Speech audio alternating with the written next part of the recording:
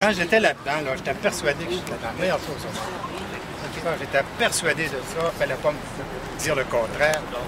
J'avais trouvé la vraie affaire, celle qui allait aider les gens. Moi, j'ai travaillé pendant 20 ans dans les hôpitaux pour voir revenir les malades, un petit peu plus malades chaque fois. Puis là, j'avais l'impression d'avoir trouvé quelque chose capable d'inverser ça.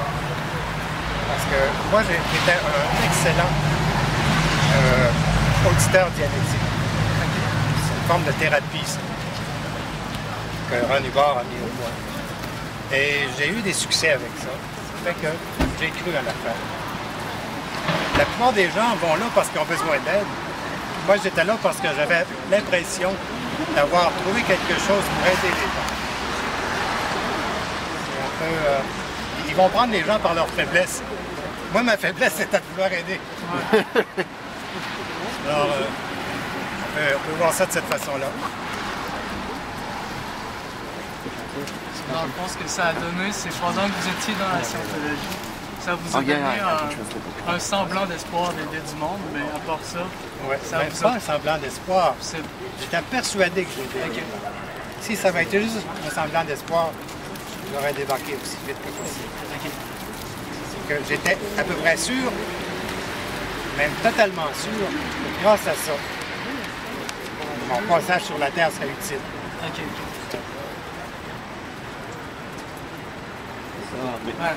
Comme ça, votre passage sur la Terre est toujours utile.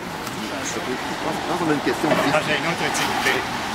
So during our time protesting every month or so, we usually have someone taking pictures of us or spying on us or something. In fact, behind us now, there's someone up there looking at us with a camera taking pictures, and in the corner up there.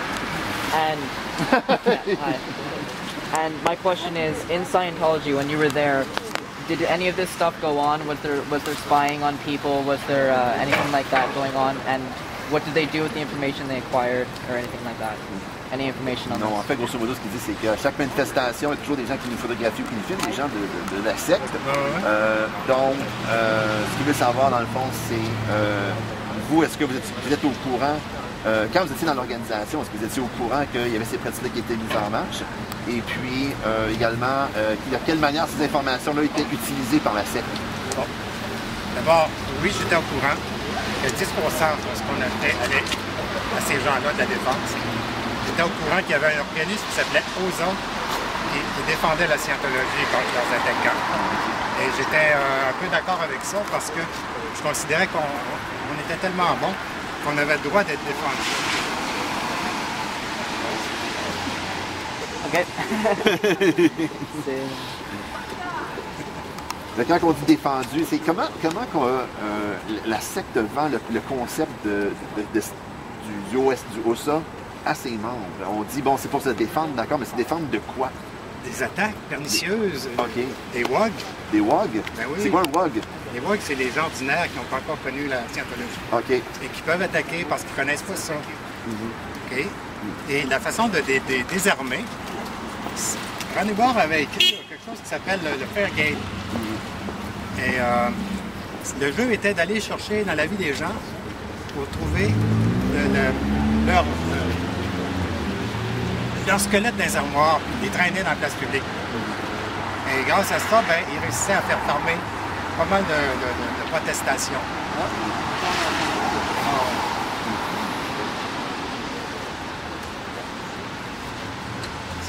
On en a un bel exemple, là. J'ai juste de se passer, on a eu un monsieur ici. Les deux personnes.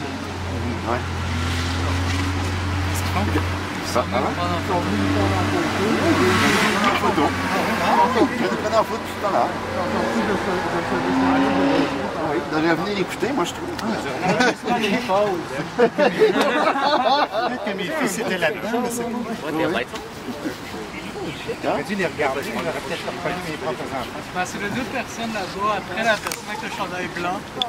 Actually, have a light on. Ils sont rendus loin. Actually, have a light on. Ah ben oui, regardons ça.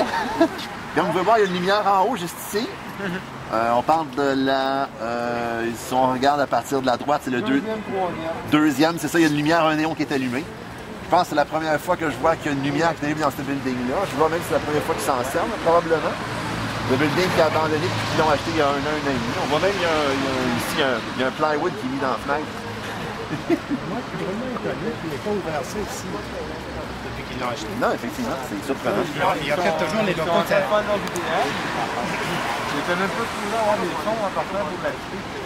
On s'est rendu compte parce qu'on a quelqu'un à l'interne qui envoie ce qu'on appelle des couches de dollars à la commune de Québec. On s'est rendu compte qu'il n'était même pas supposé l'avoir. Ils ont été assez chanceux pour l'avoir, des fonds juste pour acheter le building, mais là, ils sont même pas capables de faire un évaluation. Ils sont même pas capables de payer les taxes. Ça a l'air que ça s'enclenche pas, qu'ils sont obligés de faire de pression légale pour pas se faire évacuer. Pour pas que au fond que la ville reprenne le building et la remette sur le marché. Bon, ben. Alors, questions, commentaires? Si on peut mettre fin à la. Ben oui, écoutez, on vous remercie beaucoup de votre présence. Ça nous a donné, merci beaucoup.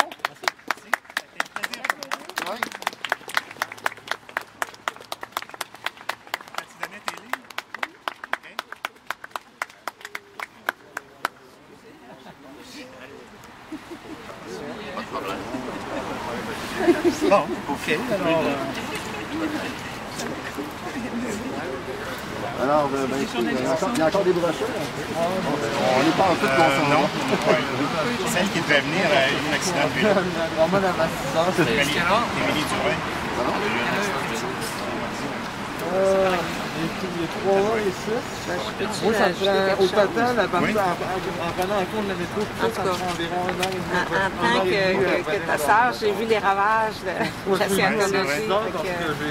Je sais pas si tu veux prendre ça en témoignage. Ça sera pas long. Ils vont vomir ça.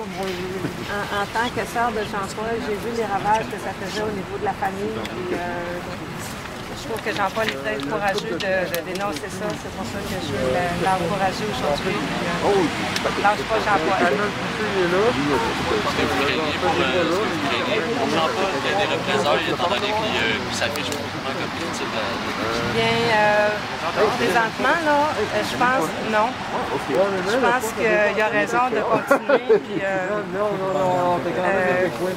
je pense pas qu'il y a des représailles. Il l'aurait fait à date s'il y avait eu.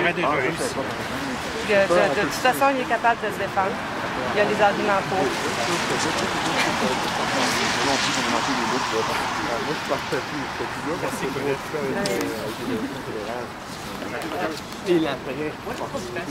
Bon, ben, on va mettre fin à l'entretien. Merci encore. Ben, merci beaucoup d'avoir accueilli. Merci Loïc. À la prochaine. Merci d'être venu, lâchez pas. Supporter l'organisme qui travaille dans mon centre. Oui, mais là, c'est ça qui est intéressant. Oui. Ça, oui. T'es dans quel niveau? Comme disent les Anglais, such is the life.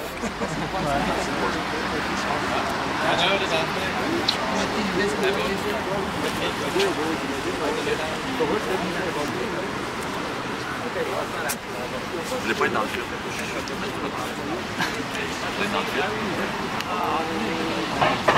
Hein? Il y a peut-être une chose qui pourrait vous intéresser. Tantôt, la police est venue, puis elle a refusé dans le fond qu'on porte le masque de Guy Fawkes. On n'a pas le droit on a le droit de porter des masques, de se couvrir le visage, mais le masque de Guy Fawkes, on n'a pas le droit. Peu importe, même si on le met à moitié sur notre tête, genre qu'on se laisse un peu le visage, dans le fond qu'on fasse juste montrer le masque, on n'a pas le droit. C'est comme, je sais pas s'il y a une loi qui nous empêche de porter un type de masque, mais en tout cas on s'est fait restreindre ça aujourd'hui. Ouais, c'est intéressant. Martin? Ça aussi?